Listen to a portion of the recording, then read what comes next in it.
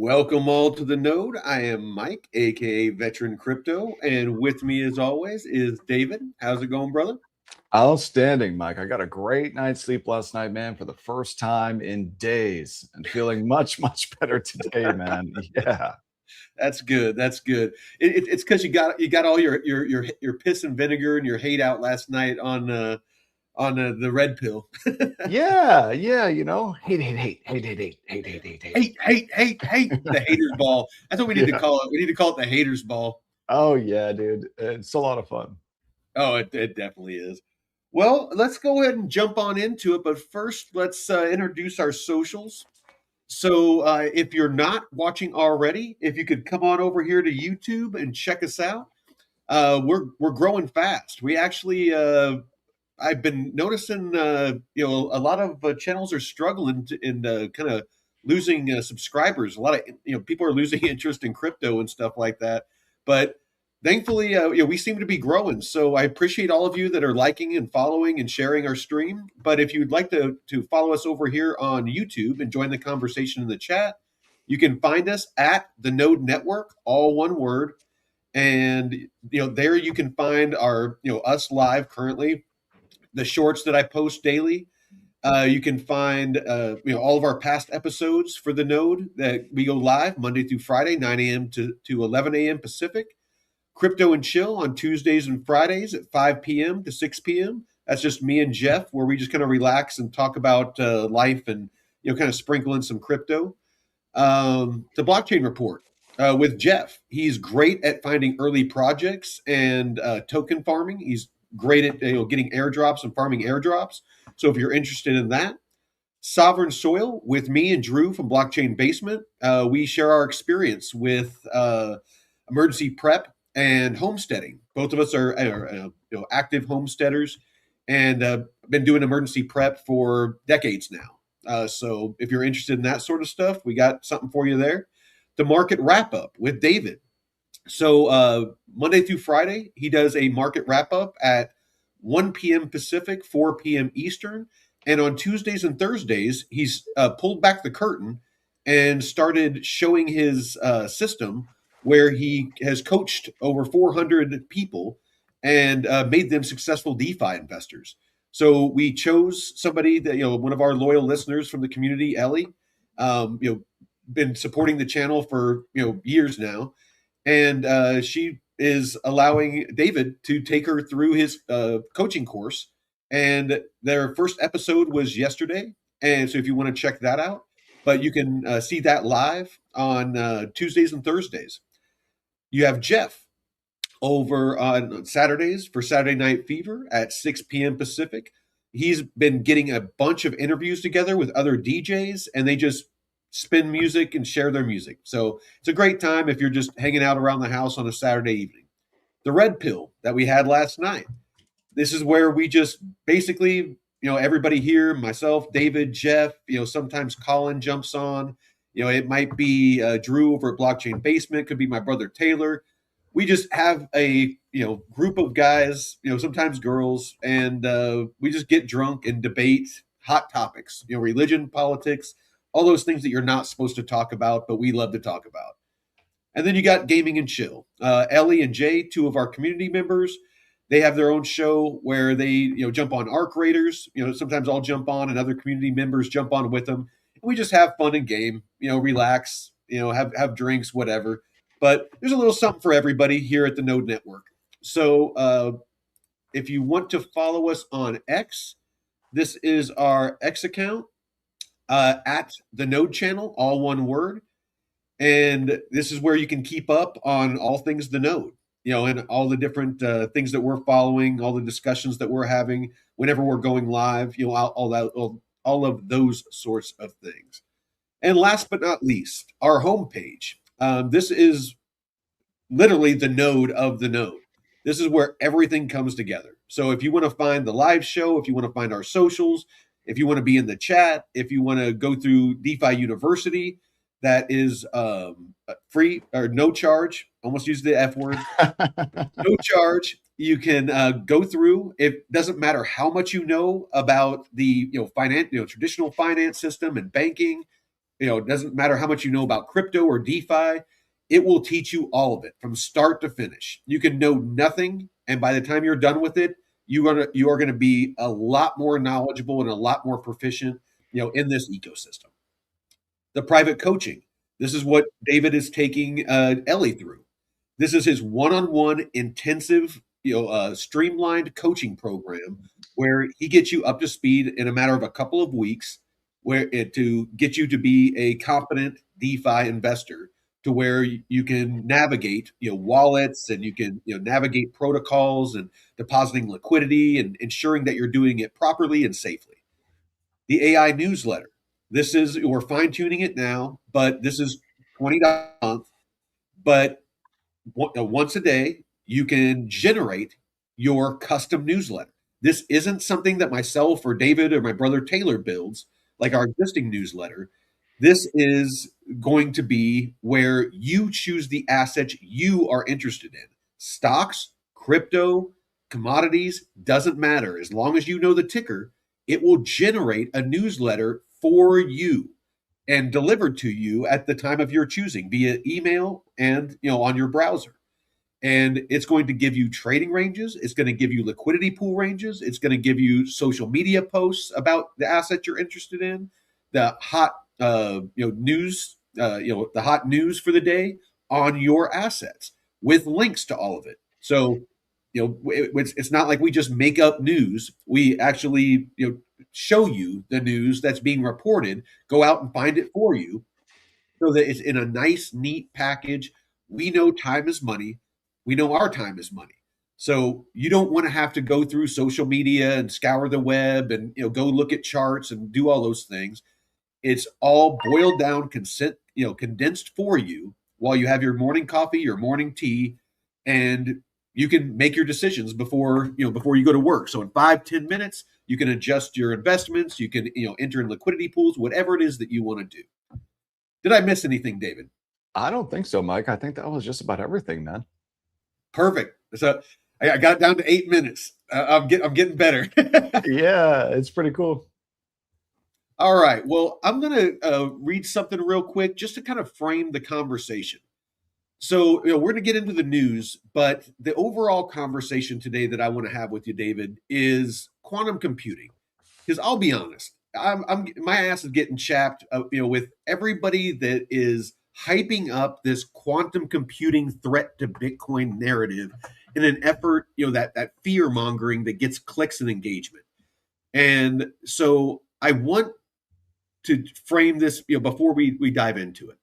So the discussion around quantum computing often focuses on its ability to crack Bitcoin. But this is a massive understatement of the risk. In reality, the quantum apocalypse, or Q-Day, is a far greater threat to the foundation of the modern world, banking, national security, and private infrastructure, than it is to decentralized blockchains. Here is the data backed by breakdown of why everything else is at higher risk. I want to preface our overall discussion today with that, because everyone talks about, oh, it's going to crack Bitcoin, and crypto is done, and long before quantum computing is able to do that. Because if you don't know, crypto is short for cryptography, which is basically encryption. And if quantum computing can crack encryption, it's going to crack the traditional banking system. It's going to crack all of national security compute, anything connected to the internet. It's going to crack long before it cracks crypto. So the discussion of everybody fudding out Bitcoin, and saying, oh, you better sell your Bitcoin and get back into fiat and stuff, that to me it's a very smooth brain take on quantum computing. So that's what we're going to discuss today. So with that, let's get into the news.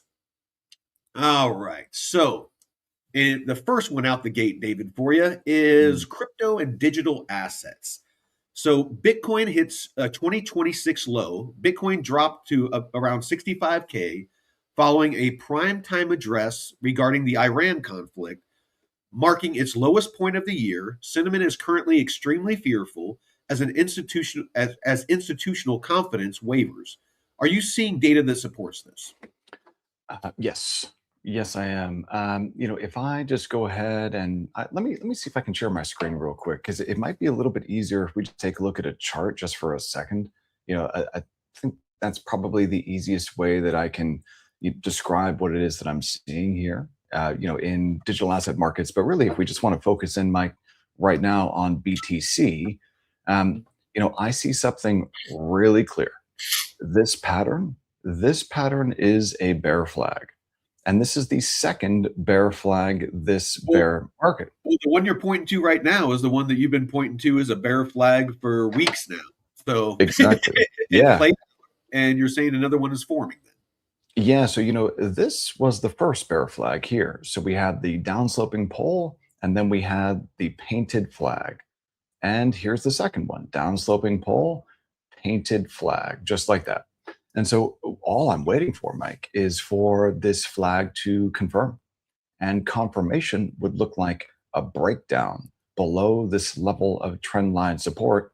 And we could be there, sooner rather than later, simply because, we're at the bottom of support here. We're just sitting at support. So my expectation for Bitcoin is that if there's any type of, continued downside out of the stock market, because I mean, look, this has been a really big bounce, but at the end of the day, Bitcoin is still a risk on asset. And so if stocks roll over and actually move a little bit lower and are unable to break out above this level of resistance, well, then I would expect Bitcoin to break down below this trend line level of support and at first test, the 200-week moving average right here. So this white line, Mike, this is an important level of support, that 200-week moving average for Bitcoin. But if we see stocks roll over, then I would expect Bitcoin to first confirm the bear flag, second, break down below trendline support, third, test and probably break the 200-week moving average. And then you see this level of support here for BTC, this 49, 48 and a half, $49,000 level. This is the level where I'll start to nibble on the long side, start to buy a little bit of Bitcoin right here. just a And, little and tasty taste, just a yeah, little sampler, a little charcuterie, just a little charcuterie board of some BTC. of BTC, and maybe some select alts. Exactly. And I think Mike, isn't today a holiday? I think. I Every think day's a holiday for me, but I don't know. Is it? I think it is. I think it is. Let me just, because I think markets are closed today. Is today a market holiday for some markets? I think that it could be. Um, Every day's retirement day for me, so it's every day's a holiday. yeah, so it's Oh, Good Friday. and my job, my job, I love it. So it's not really a job. Oh, I mean, dude, it's great. We get to do what we like to do every day. And Exactly. I'm looking here at crude oil, and Oh, it closed Ellie yesterday. says it's Good Friday, so Yes. Yeah. it's a Jewish holiday. Yeah. Yeah. No, I think it's Catholic.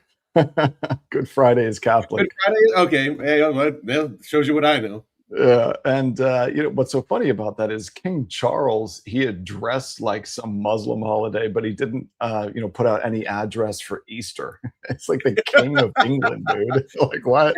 It's pronounced the Easters. Yes. The Easters. So this big move though out of crude oil yesterday to close at $111. This is light crude WTI. This is the West Texas Intermediate contract. With crude up here at 111 to yesterday, as of yesterday, with markets closed today, it just makes me think, hey, you know what? If there is not some type of reopening of the straits, and if those producers in that region do not suddenly, turn the taps back on and open things back up, well, then, it looks like until proven otherwise, this is likely some type of a top at 119, 120 or so. But if we open up above 120 on Sunday evening, when the futures open back up again, if we open up above 120, then dude, this could really run. This could run a little bit. Crude can get very volatile, and we saw during the at the start of the Ukraine war back in 2022 in February, that oil ran from 60 bucks, all the way up to 130 in just a couple of months here. And, my expectation for crude today is that, somehow the Iranians are still able to launch attacks, even if they have been decimated. Somehow they're still able to launch attacks. And so that means that all of those oil producers in the Middle East have to either reduce their output or find alternate routes to be able to export barrels. And it's not going through the strait, not nearly as much as it was prior to the start of this operation in Iran. So that means potentially more pressure on the upside for crude. So more upside pressure for crude likely means that equities which rallied up to resistance.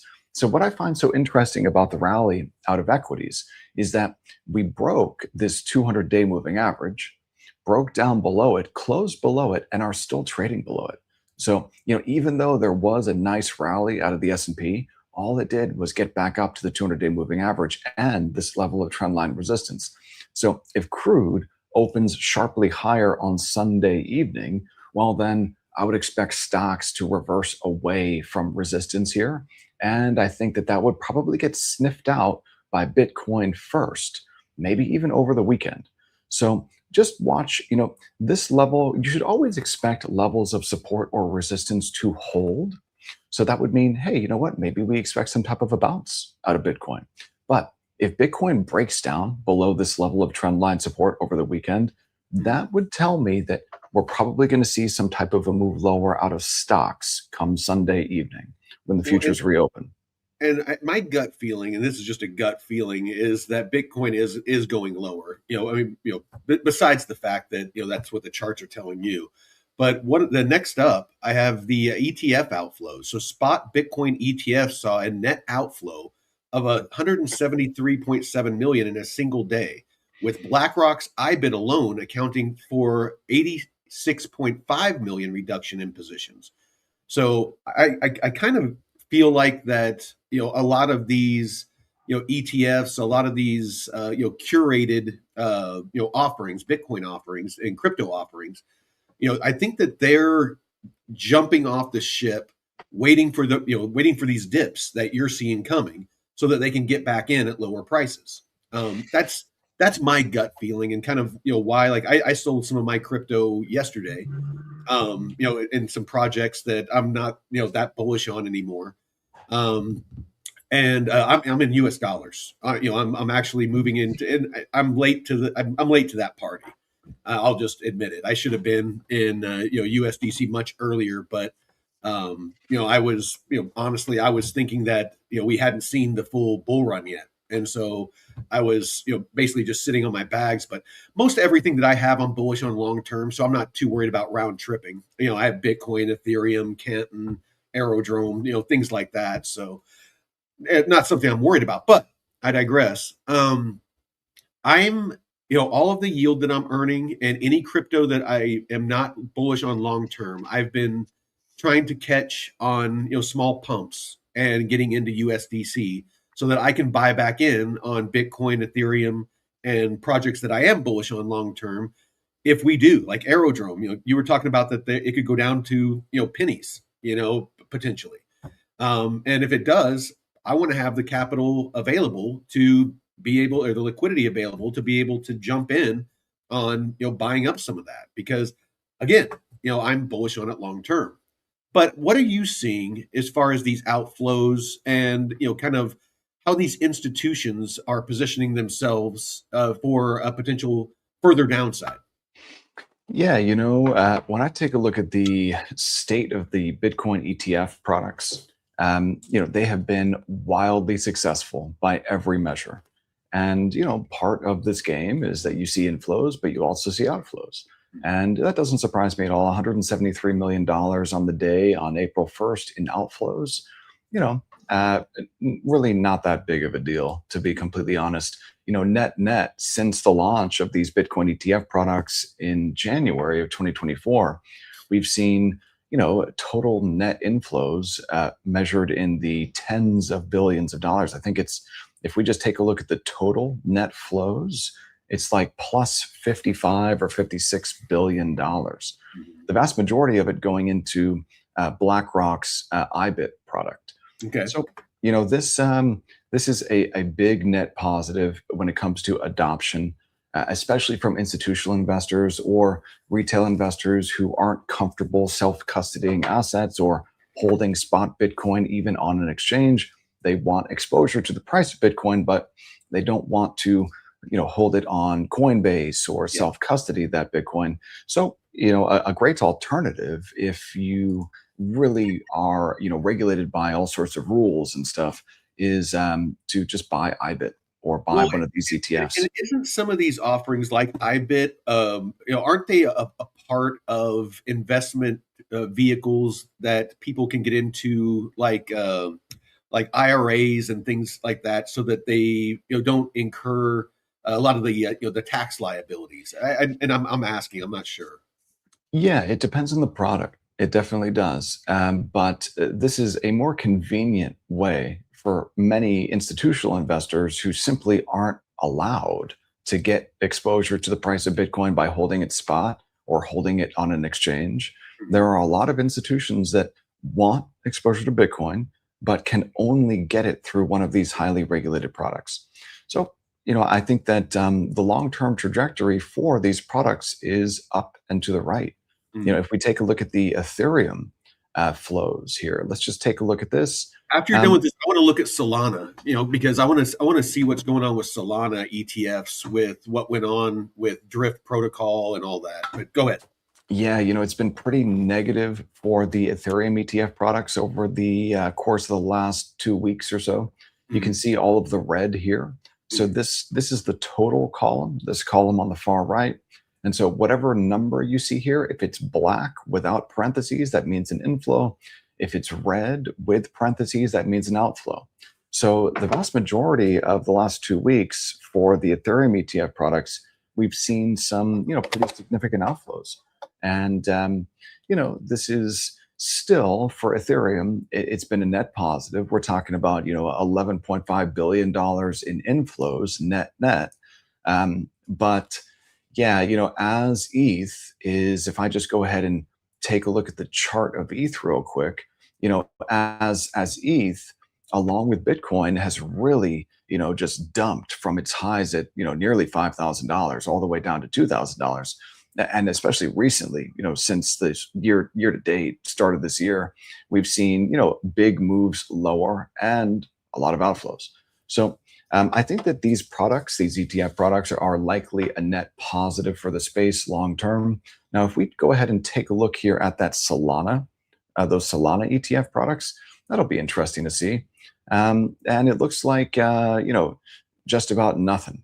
So these are really not all that heavily traded. It looks like, Mhm. um, but still that's a positive number though. So 975 million in inflows since the creation, since the launch of these Solana ETF products. That's a big net positive for Solana, especially in light of the token's extremely poor performance. Well, So if I'm kind of wondering what I mean. Where's that data for the past 3 days? Because that's where that's when the Drift Protocol hack happened, and I mean that's some valuable data right there that's not factored in. Well, I think it is. That's the thing. I think that this data is real. It's just the flows were not measurable. This is measured in millions. So if there's, $20,000 in flow or no trading volume at all or very, very little, I then mean, if it's less than a million, it's not going to register. but do you think for 3 days there's been less than 1 million of flows? Yeah. Yeah, Okay. I can definitely believe that because if Oh, we wait, go wait, wait. back in No, time, I do. I see on the second. Go down on the second point nine. Okay, so there is. Okay, yeah. yeah, and then if you go back in time too, there are plenty of days where, just about zero, goose eggs here. So I do not believe that it's a problem with far side pulling data. I think that people just don't trade these products very much because, like, let's be honest, man, you take a look at Solana. and you compare it to, chains like Ethereum or Canton or Bitcoin, and, suddenly Solana looks like a lagging competitor. To me, especially in light of that drift hack, that is drift was, I think, probably the best perp stacks on Solana. And now it's not, like, so if we just take a look at DeFi Llama real quick, and then we hop on over here to Drift, I don't know how they're going to recover from this. I don't see how that's possible. There's no No, I way. mean it was last. I Yeah. mean, even initial reports, it was over half of the TVL was stolen off the platform. So I don't see how, even if they wanted to, how they could make people whole. How they could pay back people's money that they lost, and they'd run out of money. So I don't know. Because and that TVL. I mean, they basically be paying one half back with other people's money. I don't know how all that breaks down, but I just don't. It's they too much was stolen. Yeah, no, I agree, Mike. It's a real shame. A lot of people got hurt, and it seems like there's nothing that can be done about it because, for whatever reason, the world tolerates a thug regime in North Korea that has nuclear weapons. Like, I don't know why we tolerate that, but so all these people really got hurt, and the TVL on Drift went from $500 million to 250 million overnight. And I think this probably continues to drift lower, no pun intended. I was like, did you mean to do that? No, I think that this moves lower, probably moves, another 90% to the downside. Drift is dead. Drift is dead. Yeah, there's no way I could ever trade on Drift again, knowing that their security practices were so poor that they allowed this hack to happen. So I would never trade on Drift ever again. And that's a real shame because when you take a look at these Solana protocols, like if I just go ahead and remove these drawn objects off the chart real quick, and then maybe we talk through some of the protocols on Solana, like what do you have? If we hop on over here to DeFi Llama one more time, and then we go back to the homepage, and let's just take a look it's at pronounced Yama. DeFi Llama. It's a double L in Spanish. That's Yama. Llama. Que onda? Que onda, way? But check this out, man. You've got Jupiter, right? Jupiter is the big perp stacks. A lot of great products over on Jupiter that you can trade. Okay, not bad. And then Camino, a money market. I can't tell you how many clients have told me that, hey, Camino isn't working for me right now, or I can't connect my wallet, or I'm getting an error message, or this product on Camino isn't working right now. Like Camino breaks a lot. Yeah. Okay. So that's just something to be aware of. Sanctum, I don't even know what Sanctum is, to be honest. I've never heard of it. So let's take a look at this. It says it's a new primitive built, it's liquid staking. Okay, great. So liquid staking, like if you want to break even on your soul, then stake it because Solana's inflation rate is like 7%. And so if you stake, you make 7%, but it's the same problem that we've got with fiat currency. If you're holding dollars, right, and the inflation rate for the dollar is, let's call it 10% or something like that, and you're holding dollars, if you do nothing, you lose 10% of your buying power each year. Yeah. But if you take those dollars and invest them in some asset that pays you 10%, now you're just breaking even in buying power. That's the same thing. People really need to wrap their head around that, because I mean, it's so critical, especially if you're getting close to retirement. You really need to understand that small but critical factor. That if you have, I mean, you can have $1 million in the bank and earning 10%, and you think like, oh yeah, no, then I'm making $100,000 a year. That's great. But like, I mean, speaking from experience, my retirement, my military retirement, it buys about half of what it did when I first retired 10 years ago. So, the same thing is going to happen, as soon as you stop working and you start living off of that, that 10%, then here in 10 years, if things keep going the way they are, even if they don't accelerate, which I think they're going to, inflation and things, then that $100,000 that you're making potentially could basically buy what $50,000 would buy right now or less. So you really need to figure out your retirement strategy and how you're going to earn to outpace inflation and the rising cost of goods and services. Yeah, you better learn how to trade or something. I Something. don't know. Start a small business to augment your income, or I don't know. I don't know, but Start a robot brothel. I don't know. hey, not a bad idea, Mike. Not a bad idea. You've been thinking about that recently? I mean, Hey, if the technology gets to a point. yeah, so I mean, just taking a look at these protocols over here on Solana, though, you got, Jupiter, the Perps DEX, Camino, the money market, Sanctum, the liquid staking token protocol, Radium, the, what would you call this? A liquidity provision DEX, and meme coin casino.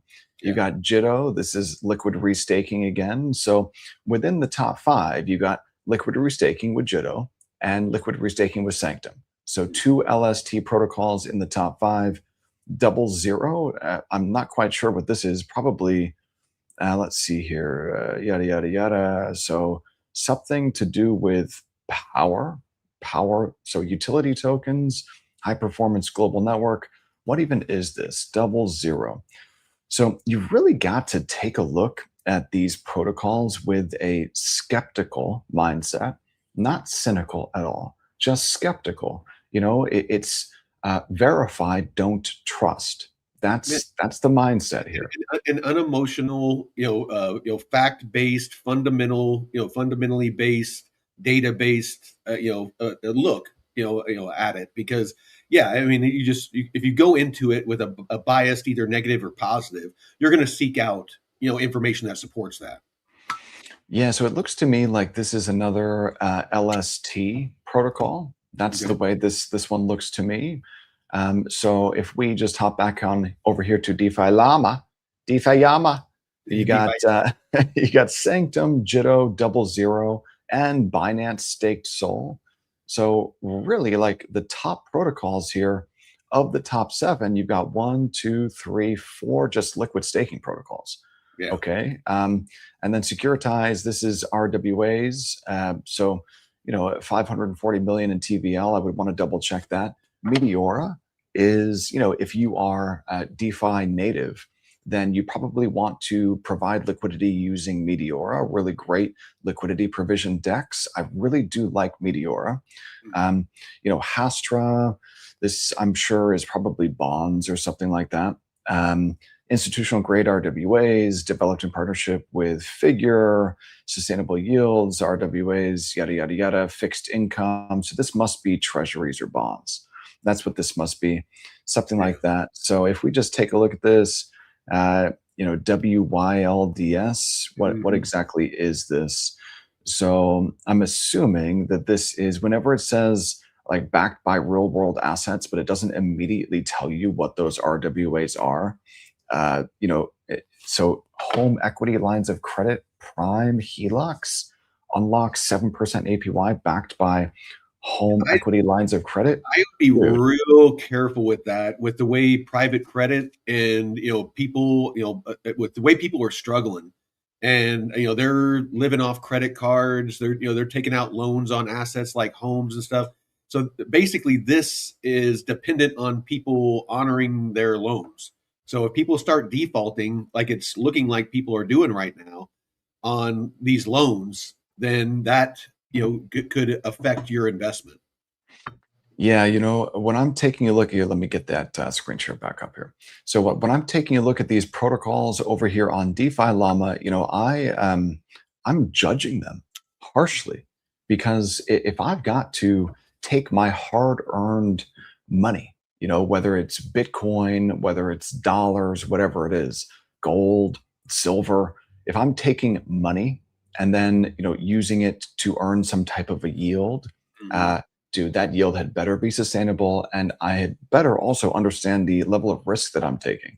And so to earn 7% and just break even against the rate of inflation in US dollar terms, What's the point of taking the risk? what's the point? Right. You know, it It's, doesn't it's make any like, sense. yeah, I mean, take on a little more risk and earn a couple more percent to where you're outpacing it. It's like why you jumping through hoops just to keep up with inflation. Yeah, I don't know. I don't know. But, for me, Solana is right now a growing chain. I think that Solana, even though, we've seen the price of the Sol token, and, kind of not the best name for a token, like shit out of luck, SOL. I don't know. That's kind of what I think. That's what I think about sometimes. Yeah, yeah. So like, and this pattern, you guys, this is really ugly. This is a very, very negative pattern. If we just throw down, a couple of brush strokes here, left shoulder, Yeah, I was head, gonna say, is that a right Head and shoulder. Shoulders? Yeah. This is a very well defined head and shoulders pattern and a big one too. And then if we just throw down like, That's what she said. trend line, yeah, man. And if we just throw this down real quick like that, then basically what you should be looking for out of, Solana is for this bear flag to complete. It already has started to complete by breaking down below support. We should expect that Sol moves much lower, down to like $30. I think that should be the expectation for Solana, over the next couple of weeks, maybe, month or two. So now that it started to break down below this level of trendline support, if we zoom in a little bit here, my expectation is that Sol goes to $30, and probably even lower than that. So That was the low after FTX. Was around $30 because I remember I think it even went a little bit lower than that because I think I bought around $30 and I sold. It wasn't much. It was I bought like I think it was like 10 or 20 or something like that, and then sold when it went up to like 120 or 130. yeah, well, I mean, hey, Solana is very volatile. So if we get that sharp move lower, as I'm expecting, then I would actually become a buyer of Sol down at or below $30. But here's the problem, though, Mike. My expectation is that these alts, these altcoins, that they all test their bear market lows from last bear cycle. So Mhm. for Sol, that means like, $9 or $10 or maybe 15 or $20, something around this region from last bear. That's my expectation for this bear. So yeah, Well, I'll be maybe a buyer. I got a couple of Sol. Maybe I'll sell them and add that to my USDC bag and kind of wait because it's not something I'm like super in love with, but it's definitely an asset I like having exposure to just because, like you said, the volatility.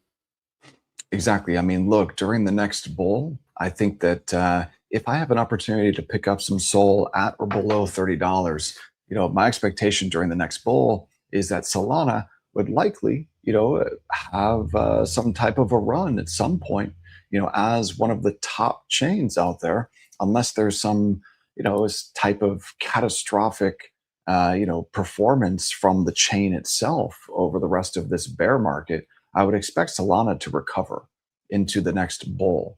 So yeah, we'll see, man. But I'm short. I'm short Solana right now.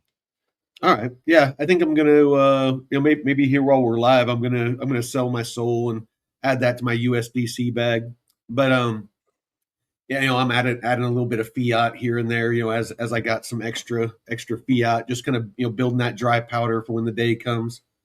Uh, Filthy, filthy fiat, man. filthy fiat. I love me some dirty fiat though, because I don't mind swapping it out for digital assets because I mean I see there's a lot more opportunities like we were talking about to outpace inflation and to invest in things that are going to outpace inflation.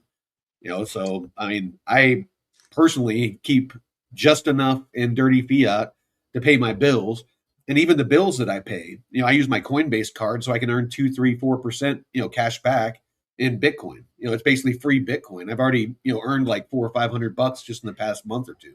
So More Bitcoin. That's awesome. yeah, I mean, I figure why not? if I'm paying my power bill, if I'm buying groceries, if I'm filling my gas tank and all that stuff, why not make free Bitcoin? That, yeah, I mean, it's only a couple $100 now, but over time, long term, if Bitcoin over time 10x's, that's 3 grand. If I have 300 or 400, that's $3,000 or $4,000 in the future. Why the hell not? I mean, it's better than a kick in the nuts. Yeah, man, I don't like getting kicked in the nuts. That's not a good time. Well, I'm not judging. Some people are into that. Dude, have you seen those videos of like these Asian dudes who are like, like training Tai Chi or something? And like they take those, like they hit themselves in the nuts. Have you seen that? I think it's like Buddhist monks, Dude, what's the deal with that, man? Oh, they're showing off like a body hardening. It's and a lot of the monks do that kind of stuff because tourists. It's they rely on donations and things like that to survive, and so they do demonstrations like kung fu demonstrations and body hardening demonstrations and things like that to to earn money. Yeah, well, I don't know, man. So this is to me, if I just grab my brush tool real quick, if you've got you got right here on this chart of Solana, right? I don't know if you've ever seen this pattern before, Mike, but let me see if I can draw it real quick. So right here, you've got your Buddhist monk, right? Yeah, Okay. And your Buddhist monk, he's got some soul. He's got this bag of soul that he's holding, right? And he's not very happy, okay? And then you got this bear flag right here, and this bear flag goes and just kicks him in the nuts. And so yeah. yeah, that's the Squar, pattern. That's the pattern squar, I see. squar in the nuts. Yeah, not a good day, man. No, Not a no. good day for the monk. All right. So now let's I'm going to hit two more topics, and it's going to help us segue over into our conversation about quantum. So, quantum concerns. A recent Google quantum breakthrough has reignited the debate over Bitcoin's long-term cryptographic security. The Ethereum roadmap. The Ethereum Foundation published its straw map detailing the path after the recent Glamsterdam upgrade toward Hagoda, slated for H2 2026, focusing on quantum resistance. Have you been keeping up on this quantum resistance narrative? And I know there's a lot of chains out there. Like I saw Dagnum was posting the other day that Algorand was supposedly quantum resistant, and what does quantum resistant mean? Yeah, so let's dive into that together. Let's start by taking a look here at Algorand. This is, I mean, this has been a big, big move out of Algo just over the last couple of days here. I mean, if we just zoom in and take a look at the size of this move, I mean, I want to measure this and just see this has been a 50% move over the last 4 sessions, but this is still a dog shit coin. So, what I see so far is you got a high, you got a series of lower highs, and this is just a lower high. So, this is clearly still in a downtrend, and I don't expect this to reverse for Algorand anytime soon, if ever. And if we just zoom out here to the weekly for this thing, um, this looks like a dead coin to me, a dead project. And I think I all of those ISO coins and projects. I sold all my ISO coins like about in the middle of that big pump, like after Bitcoin started pumping. All the ISO coins, XRP, XLM, HBAR, Algorand, all the usual suspects. They're the alts that pumped next, and that's when I sold. I sold all of them because I held all of them. All through the last bear market. I was listening to all the shows that were talking about they were going to replace the banking system, and I knew, I was smart enough to understand that that was going to end up being where the majority of the focus from institutions and governments and all that was going to end up being, because they need to update the existing financial rails and financial structure. And so in my ignorance, I just figured that they were the ones that were being talked about. They were the ones that were sitting down with the the big players and the things like that. But as soon as the more I educated myself, and the more that I saw how the tokenomics worked and got a deeper understanding about what that means to you as a token holder, and the relationship between the business and the token, and that disconnect potentially, I I lost faith in it. And so luckily I sold the pump and got out, and it gave me the cap, or the liquidity, to start investing in like RWAs, and stronger DeFi, DeFi plays that are actually now start looking like they're going to be part of the future financial system. So I was really grateful I figured that out when I did, because I would it would have sucked to ride all of those up all the way up, and then just watch them retrace all the way down. Yeah, there's no future for these ISO coins. So Algorand, dead. DED, dead. Yeah. H bar, we take a look at H bar, this perps contract here. Let's take a look at this one. Yeah, this looks like doo doo also. DED, dead. That's a D right there, dead. And we take a look at, what are the other ISO coins, Mike? You got Oh yeah, Algo, H HBAR, bar, Algorand, XLM. XLM. Let's take a look at this one. And, um, this one probably goes back down to or below its bear market lows from last bear market. So, DED, DED, dead. Well, and just so people understand, because ISO 20022 was, people hyped the shit out of it last bear market, and really all it is a messaging format. That's all it is. And they talk about being ISO compliant, and it's not a compliance thing. It's basically just a messaging format that is that would be used so that that it can be, so that it can basically send messages on the on the existing network. And so it's not something that's really necessary. It's as easy as these banks and institutions just deciding that there's a new standard and starting to use that new standard. That it's not like there's some law that everything has to be ISO 20022 compliant. It's just Nah, it's there all, isn't. it's everything to do with adoption. And I think we're seeing that with Canton, Yeah. with Canton Network. So all of these ISO coins, I expect to crash and burn and never come back. But if we take a look at CC, that's a little bit of a different story. So Canton Network, this token and this pattern, this is a weekly. So this pattern is actually quite bullish. So you've got your move up and paint your flag on the way down. So let's just see if we get another leg to the upside out of CC or not. Now, here's the problem though. Even though I really like Canton Network, I like the fact that these banks that have been running on ancient, antiquated monetary rails for decades and decades, I like that they're finally starting to upgrade to digital rails. And it looks like the largest banks, think JP Morgan, Goldman Sachs, etc., they are using Canton rails for their repo book migrations.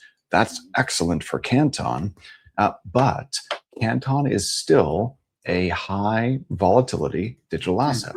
So what we have to do is we have to see, is Canton outperforming Bitcoin?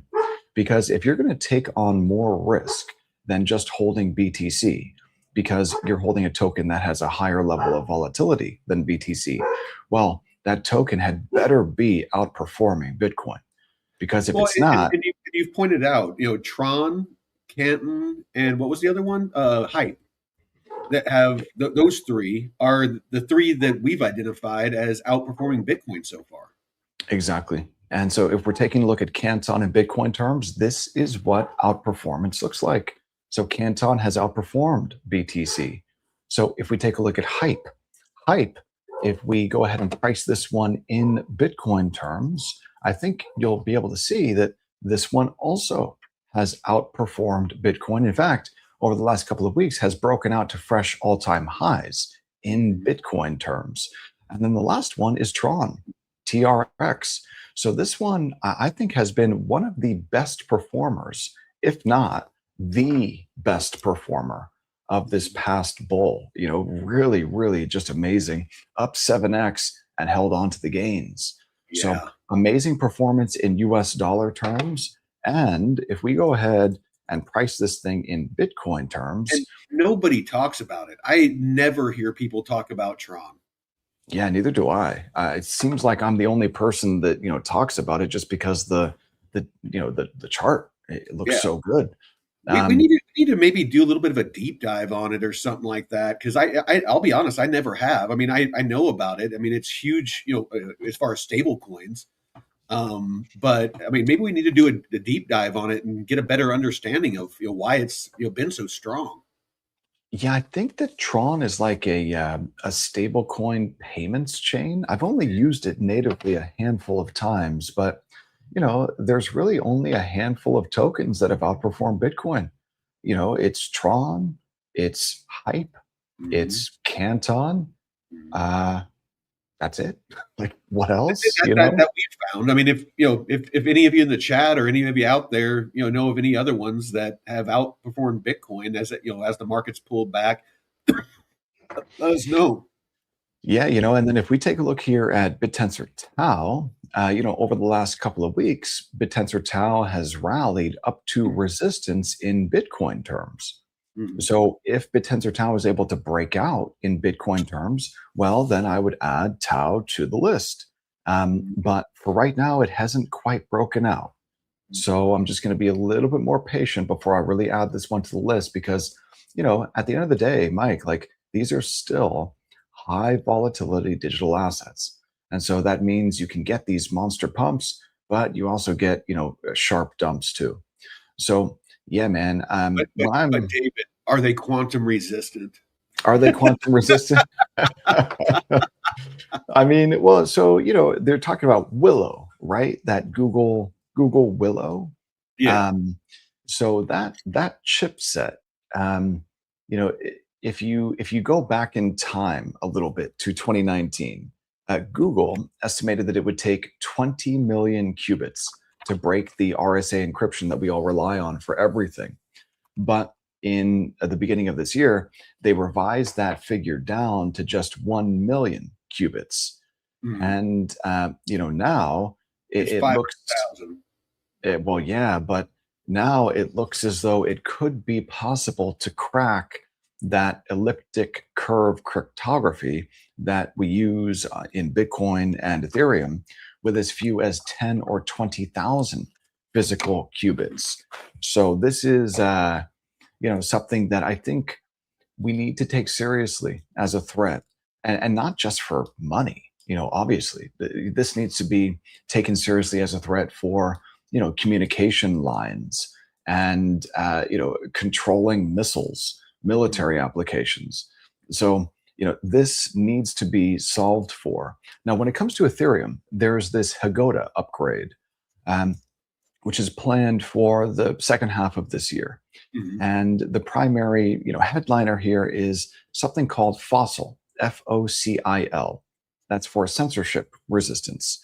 And this is also laying the groundwork for quantum resistance. So this Hagoda framework is going to focus on quantum security with an EIP 8141, which is also known as the frame transaction proposal. Mhm. So this is hopefully going to, by abstracting away the signature layer, Ethereum is going to be able to transition to quantum resistant signatures. One is called winter knits, and another one is a Stark based aggregation. So let's see what happens. It says here that these quantum resistant signatures are currently much heavier than the current signatures that are used. So a standard Ethereum signature costs about 3,000 Gwei. That's the gas measurement, while a quantum resistant one could cost 200,000 Gwei. So, yeah, that is probably not going to work. Yeah. Like you got to be able to get the weight of those signatures down for Ethereum to be able to defend itself against this quantum threat. Which, look, I mean, if people want to say, oh, people have been talking about quantum being real for a long, long time, it's never come to fruition. Well, guess what? We've got AI tools now, and those AI tools allow us to speed up the pace at which you can develop just about anything, probably including quantum. So I think this threat is real. And I think that military guys are going to be the ones focused on protecting against it first. Well, I mean, the flip side to the coin is everyone seems to only focus on the quantum threat as it pertains to Bitcoin and crypto, and that's what I'm seeing. The Wolf of All Streets and all these big channels in the news, the mainstream media, all talking about quantum cracking Bitcoin and why you should not why you should get out of potentially get out of Bitcoin. But what they fail to mention is that long before quantum cracks encryption, it's going to easily be able to hack traditional banking systems and military databases and cloud servers and all that sort of stuff. So it's to me it's our best chance at building quantum resistant infrastructure, data infrastructure, is with crypto. As of right now, I mean, that could change, but as of right now, our best bet is to focus on hardening cryptography against quantum computing. I mean, to me, it's bullish for crypto. It's not bearish in my mind. And for me, it's weird that it seems like I'm the only one that's like talking about this on X, and I'm not a huge tech guy. I mean, anybody that watches the show knows that you're much more technical, much more analytical, and I'm kind of the one that just tries to translate and simplify things so that more people can understand it. Because I mean, I like things simple, stupid. I like to boil things down to their to the basic components, so that it's easily digestible. And what I see is exactly what I just stated, is that if anything, we should be more bullish on crypto because of quantum, not less bullish. What's your thoughts? Do you ever watch Rick and Morty, Mike? That show? I haven't. I'm too old.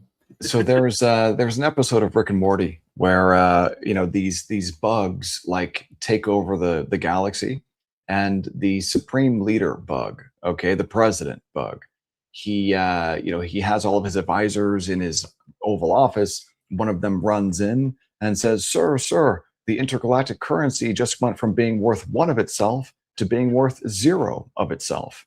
And so I just think to myself, well, if I were a bad actor, let's say I were the communist government in China, and I was able to break RSA cryptography, what would I want to do in order to harm my adversaries, in the West the most? Well, probably destroy the dollar, destroy financial systems as much as possible. That way it's not kinetic. You just basically create massive upheaval in the society by destroying the money.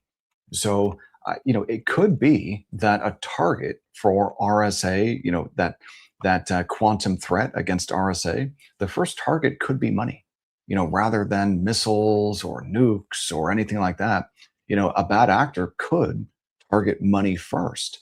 So I think that the way that this would be construed as bullish for digital assets would be if Bitcoin is able to implement those improvement protocols, and Ethereum is able to implement those resistance protocols, and they're able to prove that, hey, now that we've implemented these quantum resistant protocols, it's going to take decades for even the biggest quantum computers to break these new encryption methodologies. So I think that would be a really big positive for digital assets. But as of right now, it's just a little bit uncertain, and with the speed at which AI is advancing, I think that sooner rather than later. We need to see these big protocols and chains upgrade their encryption technology to become quantum resistant because it seems as though the threat is coming down the pike fast. So, Well, it yeah, seems to be accelerating, yeah, for sure. And and I agree, it's a threat. I just see crypto, being bullish on crypto as the a potential solution me to too. where and I see where more and more things are going to need to be on chain to share in that quantum resistance. So I just see this as bullish for the technology, for it to evolve to become quantum resistant, and for a race for everything to come on chain to share again, in that security, in that in that quantum resistance. So I agree. because Uh, yeah, yeah, I see that before Bitcoin gets cracked, the world would be in chaos because I mean, where is if bad actors had quantum computing? I mean, look at North Korea. Let's use drift as an example. If bad actors like the Republic of North Korea had quantum computing, you don't think that they're going to be using that to crack into the Department of Defense in the U.S. and their different adversaries, that they're not going to be hacking bank accounts and stealing liquidity, and you don't see that happening all over the place. Hacking into the Nasdaq and crashing markets, and it's there's a lot of other things that you need to worry about before you even think about Bitcoin. So, unless you're worried about Bitcoin, when you got freaking tire shoulder pads and chains across your chest and you're driving a buggy, in Mad Max, and then maybe worry about Bitcoin. But there's a lot of other things that are at much higher risk than crypto and Bitcoin. That's my only point. yeah, no, I think Bitcoin potentially fixes this. As long as Bitcoin can be made quantum resistant and upgraded to become quantum resistant, and I think Ethereum can be upgraded to become quantum resistant also. And I think that needs to happen sooner rather than later. Dude, I've been getting bit up by these fucking mosquitoes. I swear to God, it's driving me insane. There I was don't a because there I don't know what it is. I don't really have mosquitoes here, like at all, like any time of year. Yeah, no, it's just because there was this when I moved into this place. I'm only here for a couple of days. I actually move out of here tomorrow. I got my place on the beach, man. I'm so happy. But when I got this little room here for a couple of nights, there were this nice like bouquet of flowers in here. But I'm pretty sure that there were actually like mosquitoes in there. So I got rid of that thing, man. And there's one or two still flying around in here, and I swear I'm gonna get them. I'm gonna get them, dude. But no, I think quantum's a real threat. I think that it's real, and I think that we can't discount that threat. And I think that it makes sense for financial architecture to be, a legitimate. I think that if a bad actor got a hold of quantum, that they would probably use it and attack financial infrastructure first. Yeah, So, we need. I'm not going to be Yeah, worried about Bitcoin, when I'm hunting deer and stuff like that, because there's everything's gone to shit, and there's no groceries in the grocery store, and there's no gas at the gas pump. Get that I blood got him. I got him. get that bloodsucker. But yeah, like I said, it's just I'm not. It's not something I'm worried about, because by the time quantum gets to Bitcoin and stuff, I'm not even going to be caring about crypto if things played out the way that I think that they would. If I kind of see it as like the Y2K thing almost.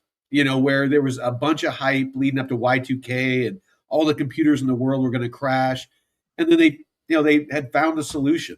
By the time it rolled around, and I they're don't think they'll that either find a it's, solution to make things quantum resistant to where they can secure networks and stuff, or they won't. yeah, You know? I'm just thinking to myself that because I remember Y2K. I remember that. Oh, dude. Um, Yeah, I mean, I was what? How old was I? I was in my 30s. Yeah. Oh no, I was in my late 20s. Yeah. I think as long as these systems can be upgraded to become quantum resistant, then we should be okay. But I think if people don't take the threat seriously, or don't act quickly enough, Mm. well, then, you could see some serious losses, man. Oh, no, Um, don't get me wrong. Yeah, I mean, they definitely need to work on it. It's just the laser focus on quantum computing and its and its threat to Bitcoin. And I don't hear anybody talking about the rest of the system.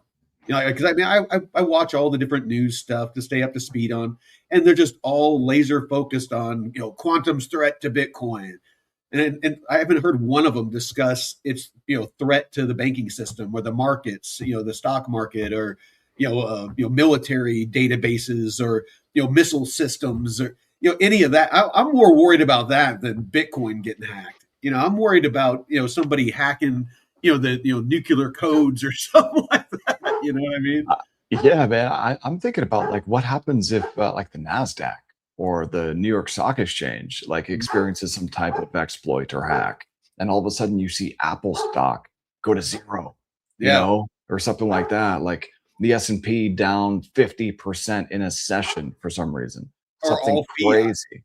All Yeah. all currencies go to zero. Well, think about how devastating that would be for the entire world, you Yeah, know? So you wouldn't even need to fire a single shot, just destroy the money. that's what I'm saying. Yeah. If the wrong person got a hold of it, that's a lot easier to do than than cracking encryption. If you got Yeah. quantum computing, even in its infancy, if you're able to kind of get into that system and cause that kind of havoc, it's yeah, like you said, you could fight a whole war, destroy a whole economy, a whole country by hitting a couple of buttons. Right. Yeah. And, based on that paper from Google, it seems as though it might not be that far away, So I think it's probably a good idea to just start preparing for it now. But if people are making investment decisions based on, something in the future that is so uncertain, I think that's probably an emotional decision that someone's making right now.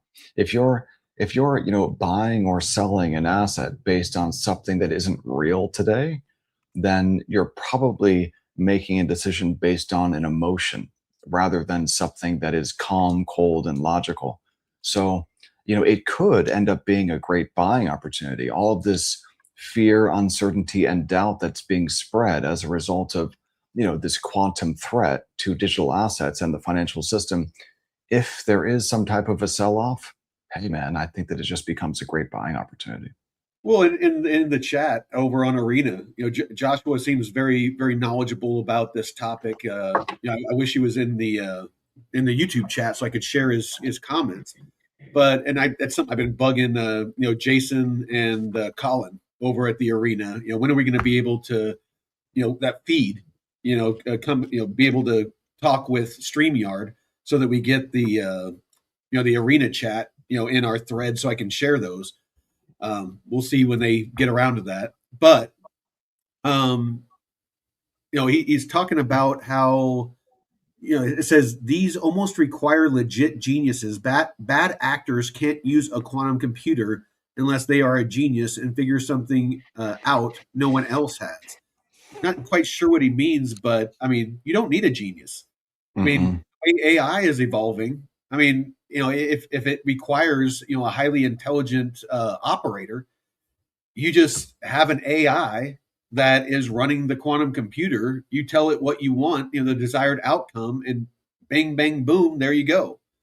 You don't need to be a genius. Yeah, and I think that this technology, this quantum technology, is only going to get better over time, and the speed at which it gets better is going to accelerate too. So that's something that like we as humans don't really do a very good job of visualizing is these exponential curves, Yeah. where like you see something in 2019 that was kind of sort of on the radar, the quantum, and then you see it in 2026 and all of a sudden it's like several orders of magnitude better. But AI. I mean, AI is yeah, a perfect example of that. I mean, you remember the videos of Will Smith eating spaghetti, I and do. his face is all doing all kinds of crazy stuff, and everybody's like, "This is stupid." Like, what are you going to use this for?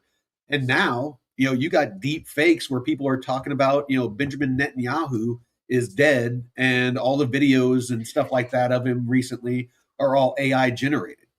and people can't tell between real and it's getting to where it's blurring the lines between what's real and what's fake, and that's just the stuff that me and you can use. I mean, I can only imagine if you're a government or a large institution that wants to influence markets. You don't really need quantum. If you can have an AI that can generate misinformation and things like that, and go it knows how to go viral on social media, and it's able to execute certain things, even if it can move the market a little bit.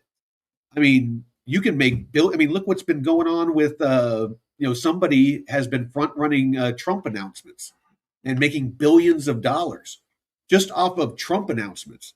So if AI is able to jump on that, recognize that, even in milliseconds before it occurs, before the markets move, and put into play, social media and all different things to accentuate it. Could they 2, 3, 4x or more? The liquidity that they can suck out of the market. You Yeah. know, I mean, there's threats now. Quantum computing, yes, it's a threat. We need to worry about it, but people need to stop worrying. It's like the slavery thing. Total different subject, but it's like the slavery thing. Everybody goes on and on about the evils of slavery in the past. There's much more modern slavery than there has ever been in the past. But do you see anybody kicking and screaming about that and wanting to end people that are currently suffering? They want to talk about reparations and all this crap in the past. What about the people, the kids that are working in mines in Africa to get you the materials you need for your smartphone that you're complaining about stuff that happened 200 years ago? Yeah, I mean, when it comes to stuff like that, California is the leader of real stupidity, Yeah, because California never a slave state, um, and the people that live in California now, they were never slaves, yeah. and the people who are white in California, they never owned slaves. So the reparations, the whole idea of reparations is like, Stupid. you got people who never owned slaves in a state that never had slaves paying people reparations who they themselves were never slaves. Yeah. Uh, wait, make that make sense again? Like, Well, and what? and if we're going to pay reparations, then what about the African countries that enslaved each other and sold each other to the Portuguese, or what about the North Africans on the Barbary Coast that raided European ships and enslaved white Europeans during the same time frame? Yeah. And I don't want to get on a rabbit trail with this, but it just shows the idiocy of some of the narratives that are pushed on social media and how it can influence. And this is my point to all of it: is how social media has framed all of this and fueled these narratives to influence society. I mean, look at what's going on in politics. All the things that matter, the Epstein files and all this widespread fraud in the U.S. and in Minnesota and in California and New York and all these other places. And people are more worried about things that are being pushed on social media that really have no value. It goes to show you that, yeah, I mean, a good solid AI can sway the majority of of the mind share of the globe. So, Mike, I think Bitcoin fixes this, man. It really does, because all of this nonsense, whether it's the fraud or the reparations or whatever you want to talk about, it's all enabled through fiat money printing. It's all enabled through broken money. If you can just create money out of thin air, then you can give it away and incentivize horrible stuff.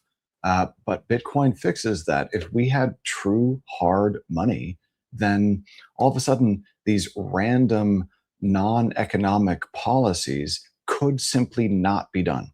Like, you Yeah, couldn't just give away money in the form of reparations, or you couldn't just have these massive fraudulent entitlement programs if you had true hard money. So the fiat money is what enables all of this theft in the first place. because it can be infinitely printed. So we've got broken money. This fiat money that we have is broken money. It was never sound money. And, Bitcoin fixes this. And you know what? I got to say, man, I know a lot of people will disagree with me, but Ethereum also helps to fix some of this. Like, it's pretty decentralized, not nearly as decentralized as Bitcoin. I But like yeah, the transparency aspect alone. I mean, I personally think that government spending, that voting, all of those sorts of things should be on chain and 100% transparent. and We should, verifiable. yeah, Yeah. like we the people should be able to see where our every dollar, every cent of our tax dollars are going. It would eliminate fraud, waste, and abuse. Our elections. You were talking about it yesterday with Dagnum. Our elections should be on chain to where they're fully transparent, auditable. That we can see that there should be this many votes. There's this many registered alive voters that are U.S. citizens that are issued government IDs, and this is how many votes there were, and you can audit the whole thing and tell if it's accurate down to the individual. There's the only reason that this stuff isn't being done is because it's being because it's all fraudulent. Right. It's just it's a way for them to put in power and in control who they want. It's a Yep. way for them to launder money, launder our tax dollars.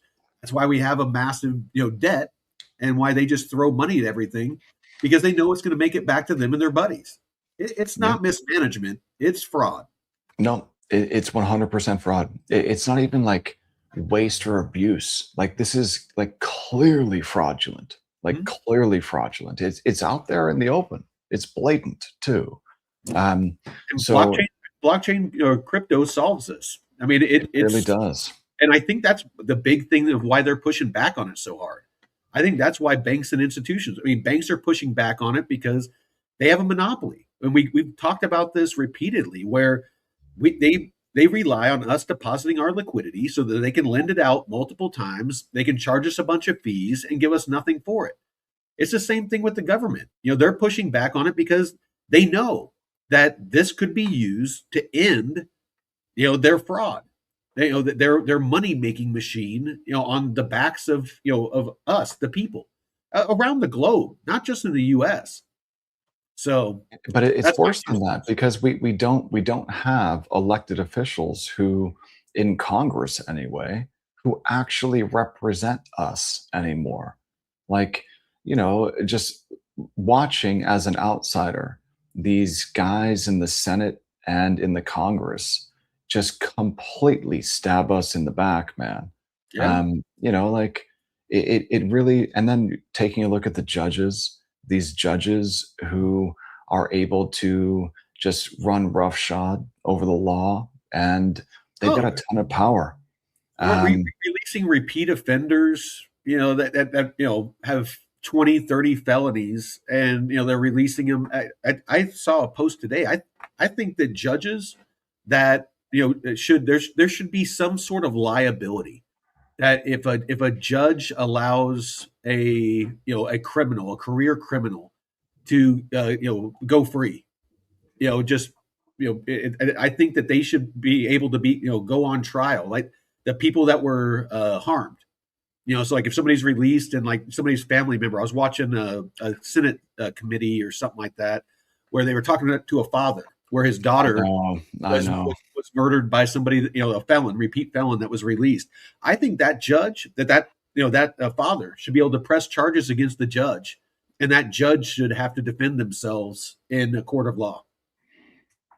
Yeah, man. I mean, I don't really want to say what I think.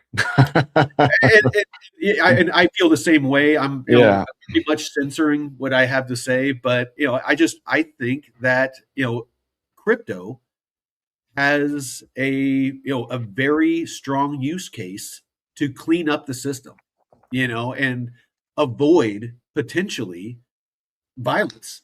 Because if things keep going the way that they're going, and people feel enough pain, I mean, you see it in throughout history. If the pain, if it's more painful to do nothing than it is to do something, people are going to choose to do something, whatever that So, is. so Mike, what do you think about all of these big tech companies suddenly starting to fire significant portions of their workforces? What are your thoughts there? Because taking a look at what Oracle did, Oracle cut 18% Yeah. of its Wasn't that like workforce, 30,000 people or something like that? 30,000 people. Yeah. Yeah. So yeah, I mean, what are they doing this for? Well, so that they can borrow to build AI data centers that by the time they're actually constructed will likely be obsolete. So it's like, but that's not the reason though. The reason is all of a sudden these AI tools make people redundant. Yeah. That's the thing. Like, and so if you run a big company like Oracle, or if you run a small company, doesn't matter anymore. Then you have to, if you've got a ton of employees, and then all of a sudden a new technology comes along that can replace all of your employees, you have to fire all of your employees. Well, Like you if don't you have don't, your competition is, and they're right. they're going to destroy you because even if an AI, say that like the abilities of an AI for some magical way was capped at what a human could do. So like you made an AI, version of some sort of It you know depends on the human, well, like it no, really does. that's what I'm Yeah. getting at. Is like if you took your best developer, if you took the best developer in the world and you made an AI version of them, an exact replica, you would fire that developer because that AI, even working at the same pace, the same knowledge, the same skill set, they could do, in an 8-hour day, what that person could do, there's 24 hours in a day. That AI version of them could do three times, it could be three times more productive, just capped at what that one human could do. So Right. what that individual makes that company is a 3x. So Yep. just sit, and that's capped at what that human AI, already is, starting to do things, far exceed what humans can do, and it's just ramping up. It's going to, get to a point where it, far exceeds what it's doing now. But, Yeah. Yeah. but I mean, you have to. The job losses are going to accelerate, Yeah. in knowledge work anyway. I think that's where it starts, right? Robotics, robotics are taking off too. People aren't talking about that. My brother Taylor was talking about that when he was running for mayor. Between AI and robotics, you got AI replacing white collar jobs, and you're going to have robotics replacing blue collar jobs. And then you're going to have AI and robotics working together to replace pretty much everything else. Because robotics will do the physical stuff, AI will do the thinking, and AI will create basically like a hive mind for the robotics. So a construction crew is going to be much more efficient. They're going to work 24 hours a day, 7 days a week, 365 days a year. You're going to have robots that are repairing robots and building more robots, and it's going to Yeah. get to a point to where humans aren't necessary or required. And what's going to happen then? Well, What is it that humans are going to do? so I could actually see a future where this technology ends up bringing people together more It could, rather than isolating people. it could. Because, I just think that if there's literally nothing that you can do as a human to provide value to other people aside from like being in person with other people and building something with other people in person, um, then maybe it ends up driving people together. I don't know, but I want to be optimistic because I can see a future where, I could have like a team of robots that would, just build stuff for me. Like Mhm. whatever I can dream up, I could just have these robots build. Oh, Like, dude, that is absolutely. that is super powerful, Oh, I just, I just, my thing is, I don't worry about things that I don't have any control over because all this is going to happen regardless of what I think or feel. And so it's the same thing with the past. The future and the past. If they say if you live in the future, then you're anxious. If you live in the past, then you live with regret. I just enjoy the moment. for what it is, fully, and whatever's going to happen is going to happen. I try to mitigate, any potential impact of what I think is going to happen in the future through emergency prep and homesteading and things like that. And I just enjoy life in my little slice of heaven. And again, I don't worry about things I don't have control over. I stay knowledgeable. I keep my finger on the pulse of things, but it does no good to get spun up about stuff that, and that's why I don't get on social media and scream and yell and kick about a lot of stuff because it's pointless. You're screaming into the void, you know? I agree, Mike. You got to be able to stay in the moment, you Yeah. know. Um, but I think that what I've been able to use these new technologies for just over the last couple of years since the ChatGPT moment has been to, help us create a business where all of our employees are going to be simply AI agents. Yeah. So, yeah, but then the robotics stuff over the next couple of years, it's really exciting. Really exciting. Being able to have a couple of robots that build stuff for you and work for you, that'll be great. I'm looking forward Yeah, to that. I would love to have one or two of those like here on the property because I mean, just having an extra set of hands, like when I'm trying to build something, it's like when I was building my cabin. I mean, I had to get all kinds of creative on, like some of these beams, I mean, they're, 6x8 or 6x12, solid beams, 12 foot long or more. I had to figure out ways to, get those up into position, and then while they're in position, hold them in place so that I can, nail them or screw That's them. tough, man. Yeah. So I mean, yeah, if I had a couple of robots to, to move stuff around and help me, hold things and stuff like hand up the sheets of metal for the roof, I was having to climb down, grab a sheet of metal, and then put it against the ladder, shimmy up the ladder, put it up on the roof, and go down, get another one, get a stack of them, and then drag them around the roof and put them in place. It would have been nice to just have a robot bring those up to me. you know? Yeah, I mean, I think that the future. I have to think that the future is bright. That's the way that I choose to think. Yeah. So, when I take a look at these, digital asset markets, and I think to myself, okay, well, this is likely going to be the future of money. Um, well, I just want to make sure that I allocate to what I think are the highest quality projects, um, of which, Bitcoin is, I think, the highest quality project out there, but people need to build on top of it. People need to start building on top of Bitcoin. Um, you really need to see that, really need to see people building on top of it because if you don't start to see more layer two solutions pop up or you don't start to see people building on top of Lightning, well, then, after another couple of halving cycles, Bitcoin miners could face a real problem. So, I think that Bitcoin fixes most things when it comes to our filthy, filthy fiat money. And, Ethereum does too. Solana, not so much. Tokenomics completely broken over there. And then outside of, Bitcoin and ETH, it's kind of tough for me to point to any specific projects. Maybe BitTenor Tau. That one's kind of interesting. The way that you're able to create subnets, or at least now, I don't think you can create any new subnets, but you might be able to buy a subnet if you got a lot of money and turn it into something really interesting and useful. Um, yeah, I think that we need hard money. We need solid money. And without that, we will forever be slaves to this matrix. We're going to be slaves forever without real hard money. Yeah. Because I see what Joseph is saying in the chat. He says, "I'm so tired of the government taking my money." So people need to read history.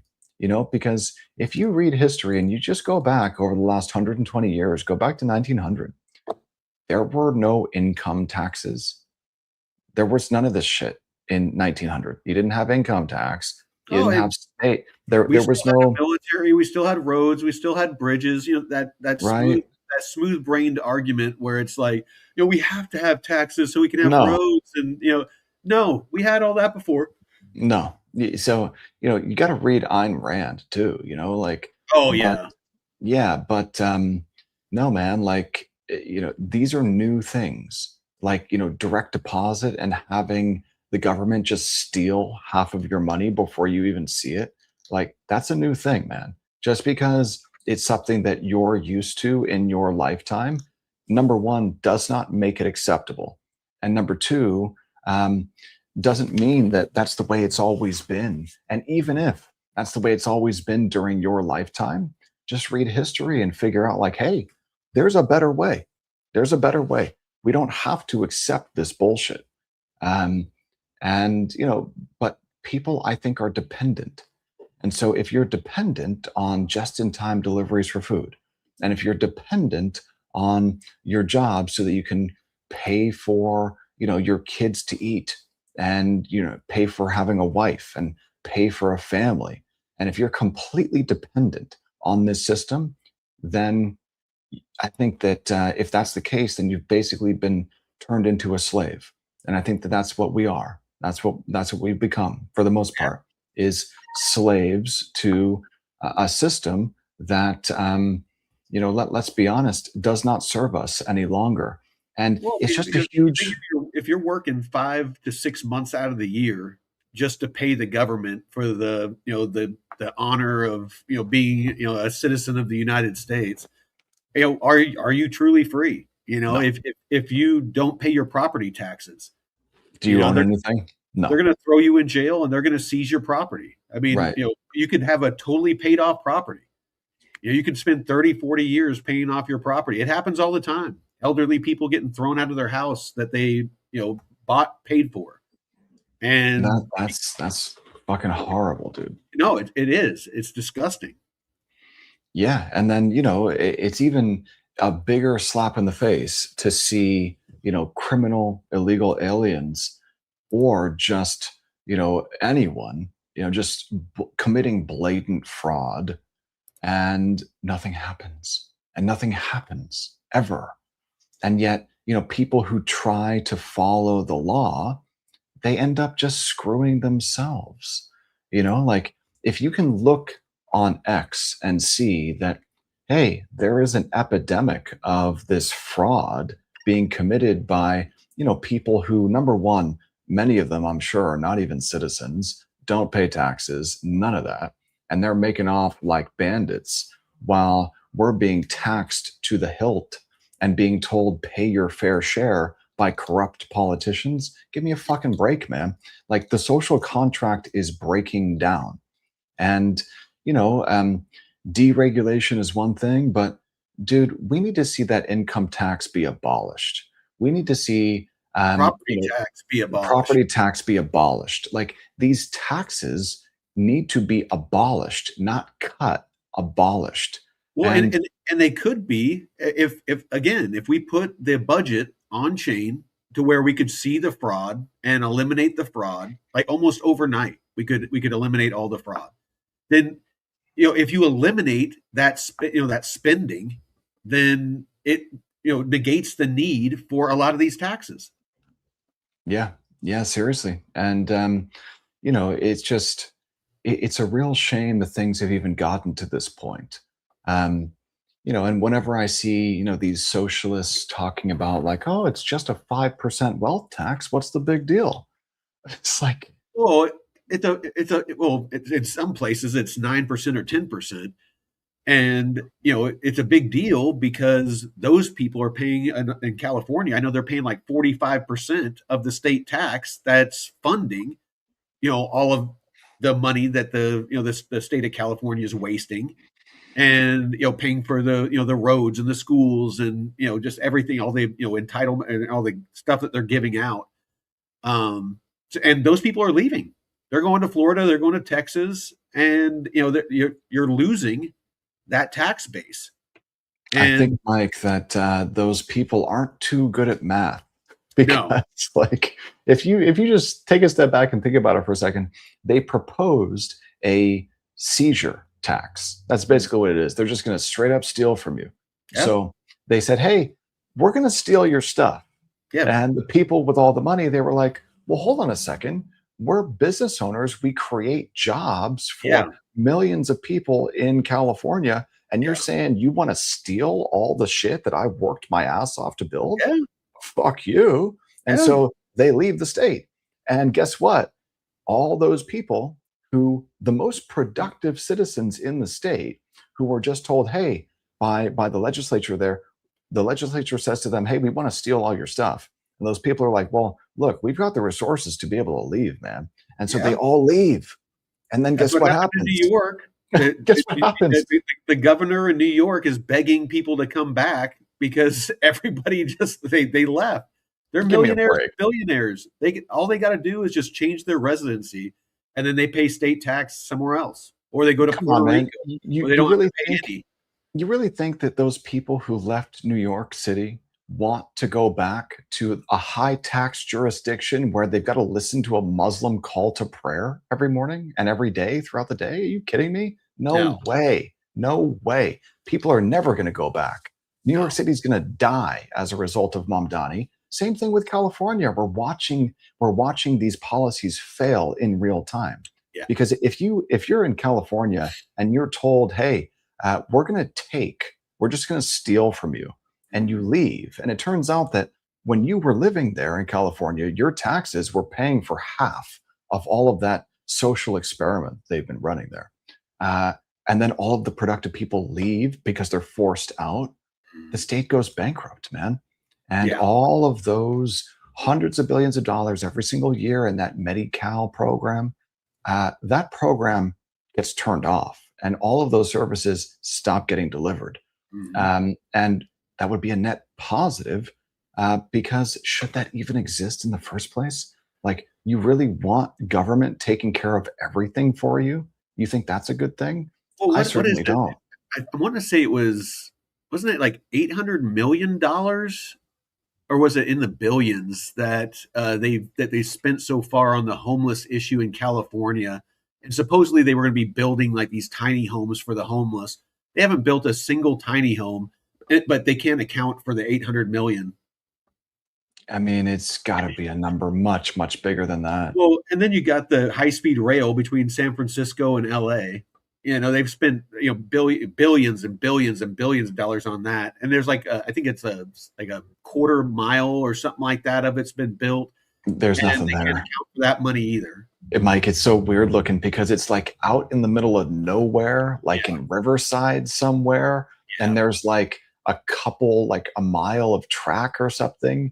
And like, dude, you talk about fraud. Like, Yeah. that is straight up fraud, dude. And that's been going on for over a decade. I think like 2 decades that they've I been mean, supposedly building that thing, dumping money into it. Nobody knows where the money went.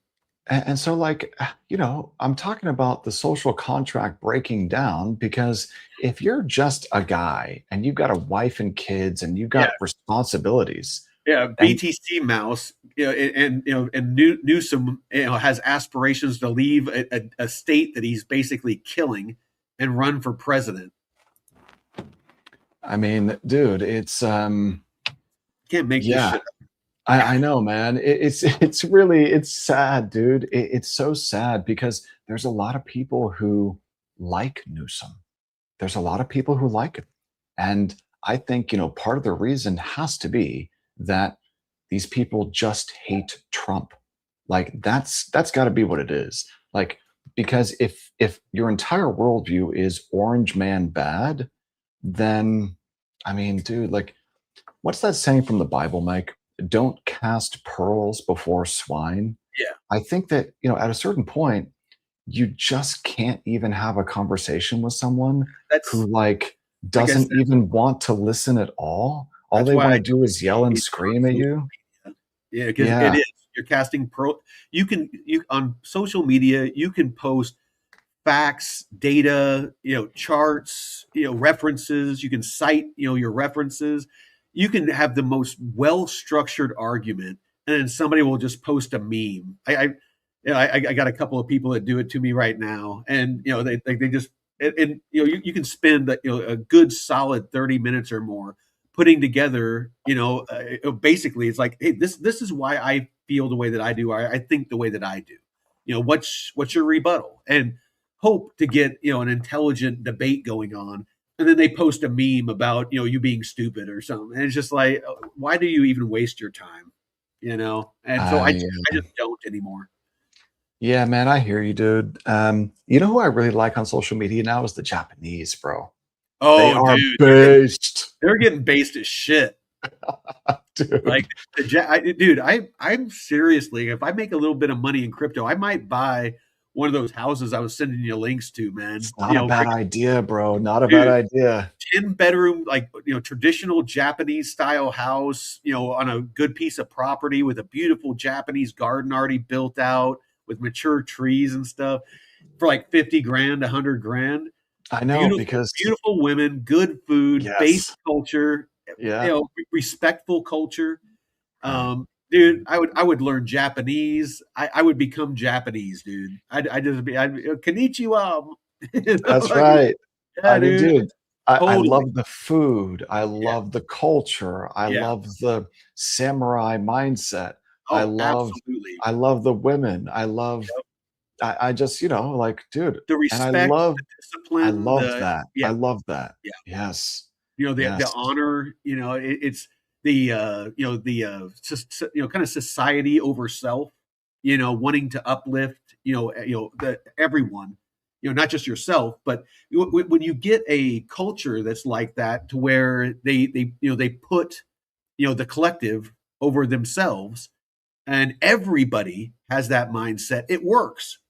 But when you have, like we have it in our country, where you have a couple, a bunch of kind of moral narcissists that want to uplift the majority of society that wants to do nothing but want everything, it doesn't work. The system fails. So that's why the Japanese, for the most part, they have a great culture, beautiful country. And yeah, I mean, there's some things that need to be fixed with their economy, but for the most part, they've they've been at the forefront of innovation, and culture and mathematics, and architecture, all that stuff for freaking hundreds, if not thousands of years. Yeah, I think that at the end of the day, though, uh, white Europeans in America built the modern world. I think that at the end of the day, that's the truth, especially post World War II. Hmm. Um, so I do prefer uh, white homogeneity, to be completely honest with you. And the idea of like living in Hungary doesn't sound all that bad. Maybe Poland, that doesn't sound all that bad. For the same reasons why living in Japan sounds pretty good, because respect, because I happen to like the culture, because I like being able to walk around at night and not have to think that, like, do I need to carry a weapon where I'm going? You Mm. know, I'll carry a so samurai sword. that would be pretty cool, man. That would be pretty cool. I'm just thinking to myself, like, where do you go? Like, if you want to like escape, like, where do you go? It seems like the places to go are becoming fewer and fewer. Like, Mhm. you listen to interviews with people on the street in Hungary and Poland talk about their experiences in the rest of Europe, and Mhm. it's dude, it's terrifying. Like, and then There's a lot of countries that like, where women, they do not go out at night because because you can't. it's almost guaranteed that they're going to get assaulted. And like, dude, just look at videos. Like, you can go on X right now and take a look at video content on the ground right now today in Brussels or in London or in Paris or in, you name it, Western European cities. And they are completely unrecognizable places. Oh yeah, So, but like, well, oh, sorry, go ahead. yeah, so I'm just thinking like where to go, right? Like where to go, um, because if you don't want to participate in a broken system because you feel like it is morally wrong, and you just don't want to be a part of that system any longer, well, where can you escape to really? You know, it seems like the choices are very few, and I'm just thinking to myself, Oh, and even before that, it's how, just to kind of bring it back to crypto and stuff. How can you financially be able to even think of moving to another state, let alone another country. And a lot of that is being self-sovereign. Like David, he's disconnected himself from the banks. He uses DeFi to earn his full-time living, and he's able to, he has the liberty, the freedom, the self-sovereignty to be able to go where he wants, move where he wants, live where he wants. If the situation changes, on a dime, in 15 minutes, he can probably pack up, all of his stuff and be on a plane somewhere new if he So wants. that's actually something I was thinking about when I made this most recent move was that I need to like shed like at least 30 or 40% of like the random crap that I just kind of have Yeah. accumulated now, because I need to get back to like a backpack and a duffel bag. Right now I've got two duffel bags and two backpacks and a suitcase, and it's just too much shit, Yeah. So yeah. No, I Um, mean, if we ever do what we've been toying with, and do like a Japan thing, or maybe a boat. Maybe at some point a boat would be a good idea, like a caravan yes. or something like that. Because Yeah, then dude. you I just think that'd set be sail. awesome. Well, because Yeah. then you just set sail. You can go somewhere.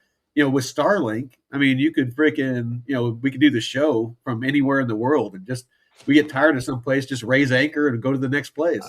That'd be so much fun. We need to have, we both need to get like have wives or something like, something like that. But so you see what BTC Mouse said?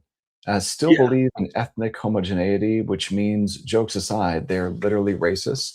So all of these words that have been used, and I don't know what he exactly meant there, but I'm going to say that it was a positive thing, maybe.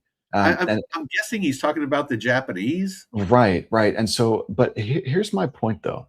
These words that have been used as weapons, Mhm, I don't care what mhm. you call me.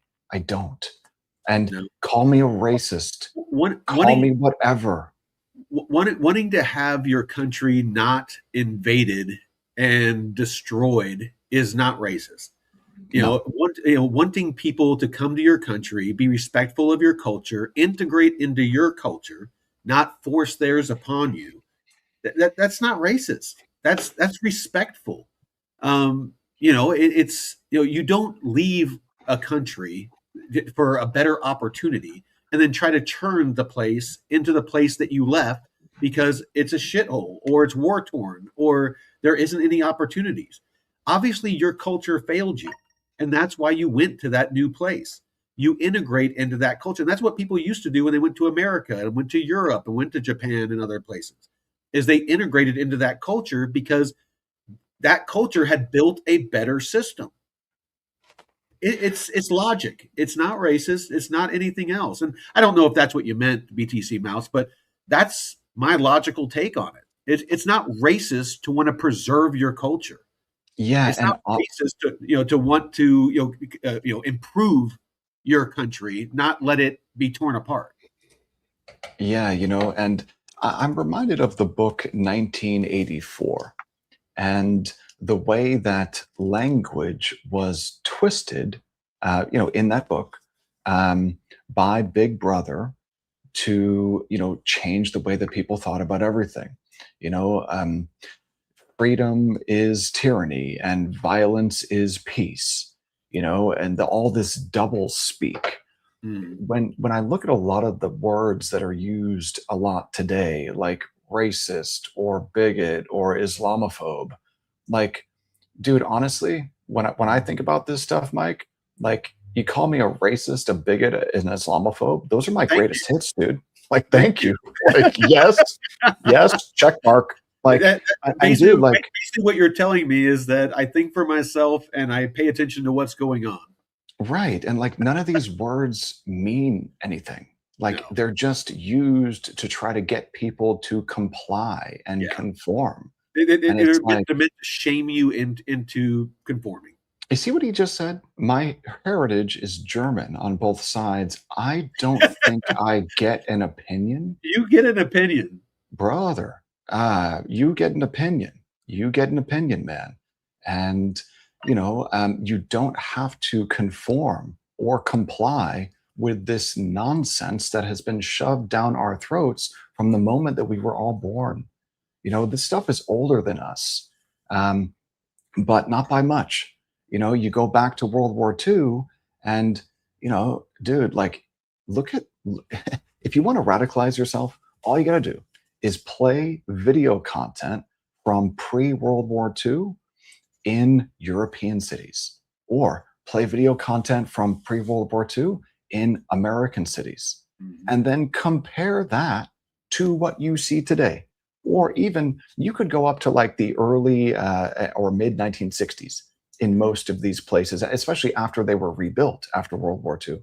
But Take a look at, before in the US, if you go before the hippies and before, kind of that, what I think was the beginning of, a lot of what, shit, I always forget his name, that freaking Russian defector that they interviewed in the 80s that talks about the playbook that the Russians and the Chinese used to, right, to get into the colleges. Because right, that's really where the downfall of, the US started, was they got into the colleges, they brainwashed that whole generation, and, that whole, kind of feminist and, liberal mindset, and, America's evil. And brain they, rot, yeah, and that was the beginning of the end, because those people, communism. well, That's what those that people is. became the high school teachers. They became the elementary school teachers that taught, the next generation. And it just, basically snowballed to where, and they dumbed down the education system to where people don't know actual history anymore. They Or even worse, Mike, they knew a fake version of history. yeah. Yeah, It's like they're more easily malleable, more easily influenced. They're not, independent thinkers.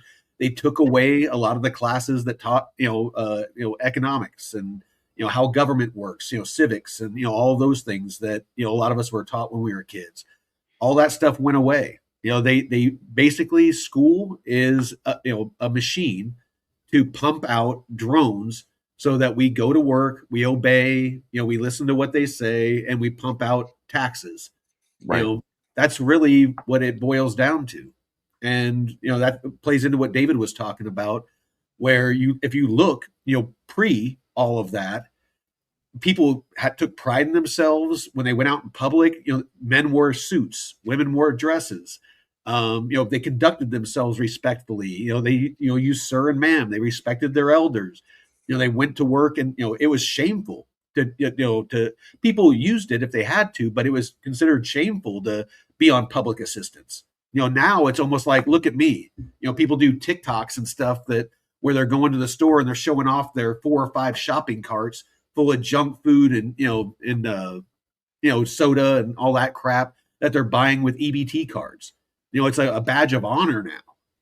That's so crazy to me, man. You know, eh, you got to be able to think for yourself, right? You got to be able to just say, like, on its face, do these things make sense to me? Like, is it okay that I work 6 months out of the year to pay the government? Does that make sense? The answer is No, no, it doesn't make sense. Is it okay that my country is being invaded by Muslim hordes who want to kill me? No, that doesn't make sense. Is it okay that I'm being told to hate myself because of the color of my own skin? no, No, that doesn't make any sense. no. Is it okay that there are people pushing these communist ideologies on children? Like, no, none of this stuff is okay, man. None of it's okay. No. And but people just comply. They just go Well, along and comply. I think people are getting sick of it. I'm starting to see the pendulum swing the other way, because you're right. For a long time, people, because they didn't want to be called a racist or a sexist or Islamophobe or whatever, they complied because they were shamed into it. Or they were fired from their job if they got, certain labels or something like that. And now I think people are so tired of it, that they're just like, okay, they're like us. Oh, you want to call me a racist? Okay. How And about this? Maybe, well, I think what people can try doing is say no. yeah, Use the word no. yeah, No, I will not comply. yeah, No, your words don't hurt me. In fact, they're a badge of honor. Thank yeah, you. yeah. Like, got to be able to stand up and say no. And you know what was terrifying, Mike, about COVID? That whole experiment that they put us through was seeing just how many people would not only comply, How but quickly and but easily. but they would just go and start informing on their neighbors, man. Yeah. Like, it No, was like it was like 30%. it was like what I would imagine and not happen in Nazi Germany, It was where fucking nuts, dude. people were, like, informing on, who was hiding Jews and stuff like that. That's the way it felt like to me, That's where people exactly what were it calling was. the authorities because somebody had too many people over at their house, all the Karens. Karens were everywhere, dude. Yeah, man, and that's communism. That's real authoritarianism right there, what we experienced under Biden. Well, and And the same people that were doing that shit are the ones out talking about no kings. I know. It's And the literally hypocrisy. waving communist flags, man. Yeah. Like, Well, literally. So I mean, on full display, the freaking how smooth-brained and idiotic the people are. They're waving LGBTQ and flags, along with ISIS flags, along with Hezbollah flags, along with communist flags. It's like all these flags are like waving together. because they're the same thing. Like, they're Well, they're all the same thing. They're all well, part of the same. the people behind, that are influencing those people are the same thing, but those ideologies don't mix. They're oil and water. They Yeah, just they don't it's mix because Islamic, those Islamic groups, ISIS and stuff like that, they don't tolerate homosexuality. Like, I well, mean, yeah, but to a huge extent. all they want to do, all the Muslims want to do, is use the retarded leftist Oh yeah, communists to get into power, and then yeah. they will slaughter them all. That's the plan. It's So, the like, same thing with communists. yeah, Communists, they see, like these ideological, college students, these left leaning college students, and you can see it in history. It happened in China. Communist China is they use college students and all of that, during their revolution in China, and they were some of the first people they imprisoned. Like in college professors and things like that in Cuba. That was the same thing. Anybody that's an independent thinker that thinks that that's labeled a radical, they're going to be rounded up. It's you know what's it's crazy too, interesting to Mike? watch. It really is, man. But what's crazy to me is that we were warned about all of this crap in a handful of books that were written decades ago. Yeah. If we just bring it back to 1984, but you could also read Aldous Huxley's Brave New World. Well, There's there's two like Fahrenheit 142 or something like that's another one. Fahrenheit 451, right? 451. Yeah, And then you got those are the Atlas three. Shrugged, by you Sure, said Ayn Rand, yeah. Ayn Rand. Yeah, but that's a little bit of a different topic. But the three big, like, dystopian future books, that we're living through now are Yeah, 1984. like You they're know, almost prophetic. They're almost yeah, prophetic. they were, unfortunately they were. But the thing that's really interesting is, how we've got this word Karen that has entered our lexicon over the last couple of years. Well, in 1984, the most zealous adherents to the party, the swallowers of the slogans, and the amateur spies were the women, and especially the young women. They were the most bigoted adherents to the party. And that's what we see now today, man, with, hordes of young women who have been brainwashed by the educational system into believing nonsense Mhm. and are the most zealous adherents to this radical communism that we have now in the United States and in Western Europe. And these people, mainly women, they are literally voting their own death sentences into power. Like, That's the sad thing, because I mean, a lot of these places, like we talked about over in Europe, New York, California, it's becoming less and less safe for young women and women in general to walk around and at night and sometimes during the day, and they're the ones that are voting for the people that are making that happen. You know, it and is, yeah, it's weird to watch because they're proud of themselves. That they're woke or enlightened. What they consider woke and enlightened, and it's like you're well, and then then you have where a lot of these cultures that they're allowing to take over their cities are ones that are the most oppressive to women and that mistreat women the most. Like most of these countries, women aren't allowed to go to school past 8 years old. They have to cover themselves, and little girls have to cover themselves so that men don't have impure thoughts. That's like the whole reason behind it. They have to Bro, cover. we're talking about caveman shit from 1,000 years ago. What the It's fuck is this, man? it's just insane to me. But yeah, I mean, we've run out of time, but we got on a bit of a rabbit trail on this show. But it's just, it's yeah. Back to the original point. My closing thought is, we the people need to take back control and power over our governments wherever you are in the world, and part of that is transparency. We need to have our the budgets, the way that our governments are spending our money, not theirs, on what they're spending it on needs to be fully transparent and auditable by every paying citizen. And the way to do that is with blockchain technology. Voting, for it to be fully transparent and auditable, and for us to get confidence back in our government, through voting and how they spend our money, is on chain. Full stop. That's all I have to say. David, closing thoughts. I agree with you 100%, Mike. I agree 100%.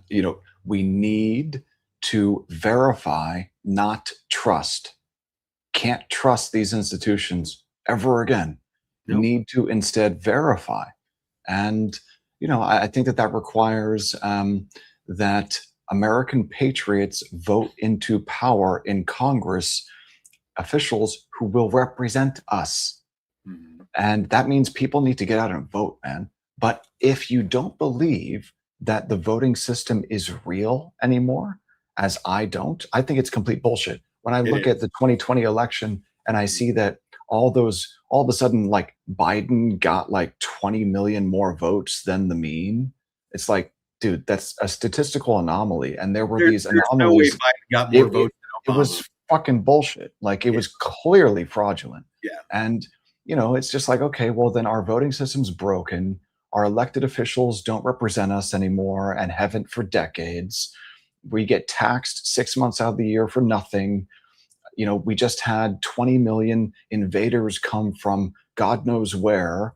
And, it's just like, okay, well, I'm being told that I'm the problem though. Mhm. Like, no, I'm not. I'm a patriot and I want the country to succeed. I think that, it's gotten to the point where, look, man, I can go outside and I can be in a beautiful place and I can be content in the moment, but I can't just ignore the fact that there are serious problems all around me. I can't just live in a bubble and like, be comfortable when I can just go on my phone and see that, hey, down the street or across the block or in the other state, there are some really, really horrible problems. Like I have the sense that I need to be able to do something about it, number one, or I gotta just get out and remove myself from the system. So it sucks, man. It's like this weird feeling that there's something really, really wrong around me all the time. Just like that society is somehow broken, horribly broken, and that I can't do anything about it. It's a really strange feeling.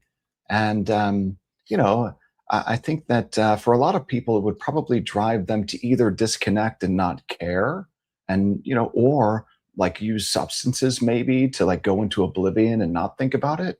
But I can't do either of those. Yeah. Like I have to face this eyes open, but I just don't know what to do, man, because if my vote doesn't mean anything anymore, then what is there to do? Right? There's no way to fix it. You're right. That's tough, man. So final thoughts is Bitcoin fixes this. Yes. Yeah. And we'll end with this. Bitcoin Mouse, not an Obama fan, also got fatigued by election fraud claims, but more for Biden than Obama. They love the guy, no chance. Yeah, that's kind of the point. Is that it's just that we can't trust the elections, and that's why it needs to get fixed. Hey, Malik, what's up, man? Freaking yeah. No, it looks like Looks like Matthew Malik joined the chat. Haven't heard from you for a while, man. Get in touch. We had a great freaking red pill last night. I keep reaching out to you about coming on. You gotta take me up on it, man. I don't know where you're hiding, what you're doing, but well, with that, we'll say appreciate y'all, and join David at 3 or 4 p.m. Eastern, 1 p.m. Pacific for the market wrap up today. And then myself and Jeff will be going live tonight at 5 p.m. Pacific, 8 p.m. Eastern, and we'll be doing crypto and chill. So come and chill with us. So till next time, Veteran Crypto out. Peace.